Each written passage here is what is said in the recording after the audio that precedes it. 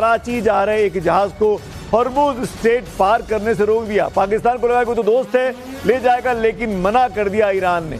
Iran की ही बात करेंगे। जाहिर आपने देखा है कि किस तरह से डोनाल्ड ट्रंप ने जो है अटैक किया था इजराइल के साथ, लेकिन इस वक्त चलती थी IMF से लोन ले रहा है, इससे पैसे मांग उससे पैसे मांग, ये यकदम पाकिस्तान की जो गुड्डी उड़ी है इसको।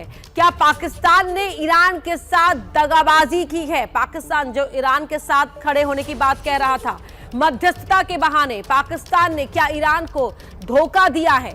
Bridge between China and US, तो ये बात उन्होंने कहा। So it's not new. Indian Oil Corporation has bought liquefied petroleum gas from Iran for the first time in almost 8 years. इस बार गेम बदल गया। इंडिया ने साफ बोल दिया कि पेमेंट भाई साहब इंडियन रुपी में होगा। एंड सरप्राइज की बात यह है कि कुछ ईरानियन ट्रेडर्स इसके लिए तैयार भी हो। ने अंडर एस्टिमेट किया ईरान की स्ट्रेंथ को।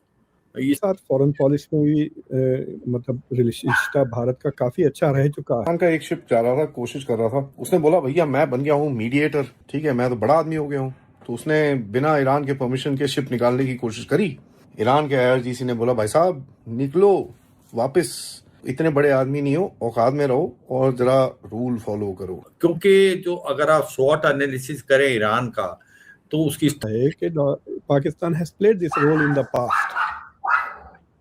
हेलो फ्रेंड्स, आपने देखा कि पाकिस्तान की मीडिया हो या भारत की मीडिया हो, एक चर्चा बड़ी तेज चल रही है। उनके एनालिस्ट भी बता रहे थे कि भारत कलेक्शन लेगा, ईरान ने फायरिंग कर दी, सही नहीं किया और वगैरह वगैरह। तो मेन मुद्दा यह है कि दरअसल हुआ ये कि शुक्रवार को ईरान ने डिक्लेयर किया कि उन्होंने हॉर्मुज स्ट्रेट खोल दिया है। उसके बाद तकरीबन 20 जहाज उनके निकल भी गए। तो 18 तारीख यानी अगले दिन की मॉर्निंग में भारत के जहाज का सेकंड नंबर था, इसको निकलना था। जब वो क्रॉस करने लगा इंडिया का शिप, तो उसको फायरिंग शुरू कर दी IRGC ने। तो भारत के जो कैप्टन थे, चला रहे थे उस जहाज को, ऑयल टैंकर को, उन्होंने बोला व्हाई आर यू फायरिंग, मैं तो आपकी लिस्ट में था, यानी सेकंड नंबर मेरा था निकलने का, आप फायरिंग क्यों कर रहे हो, ऑलमोस्ट तो खोल दिया आपने। तो उस साइड से उन्होंने कहा कि फायरिंग रोको, मुझे जहाज वापस ले जाने दो, मैं जहाज वापस ले जाऊंगा या मुझे क्रॉस करने दो जैसे आपकी सही लगे। तो IRGC ने बोला कि हॉर्मुज स्ट्रेट कंप्लीटली बंद है और आप वापस ले जाइए। अब इस पर विवाद हो गया भारत में कि यार हम जिस ईरान को सपोर्ट कर रहे हैं,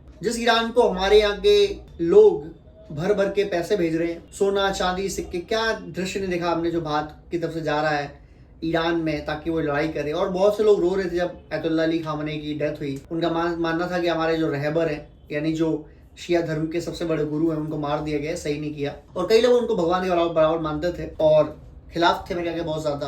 तो हमारे ऊपर जहाज पर हमला करना ईरान की कोई सही चीज तो नहीं है। इस पर ईरान के जो एम्बेसडर है उनको तलब कर लिया भारत सरकार ने। बोला यहाँ आओ, पहले बताओ कि क्या ड्रामा हुआ ये और क्यों आई है। भारत सख्त हो गया।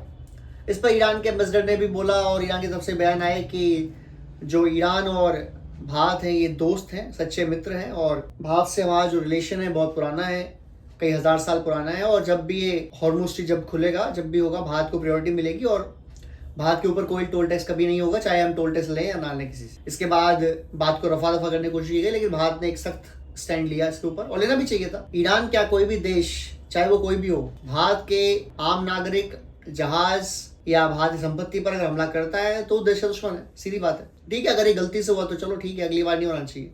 हालांकि अच्छी बात ये रही कि इसमें किसी की हताहत नहीं हुई, कोई मारा नहीं, किसी को चोट नहीं लगी, सब कुछ ठीक रहा और ये अच्छा हुआ और ये होना जरूरी था ताकि अच्छे से सब चीज़ निपटती और सब कुछ ठीक ठाक रहता।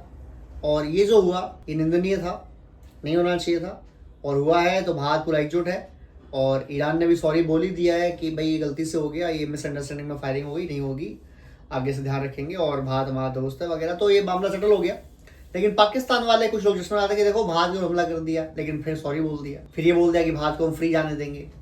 पाकिस्तान वाले कुछ शेक रहे हैं, उनको लग रहा है कि यार भारत जब लड़ेगा ईरान से तो ईरान पाकिस्तान का और करीब आ जाएगा। ऐसा ना हो कि पाकिस्तान वालों वो ईरान वाले तुम पर आरोप लगा दे कि तुमने पीठ में छुरा घोपाए हमारे, जब डील कराने की बात की गई अमेरिका से, तुमने कई चीज़ झूठ बोली हमसे, जो US चाहता था या नहीं चाहता था।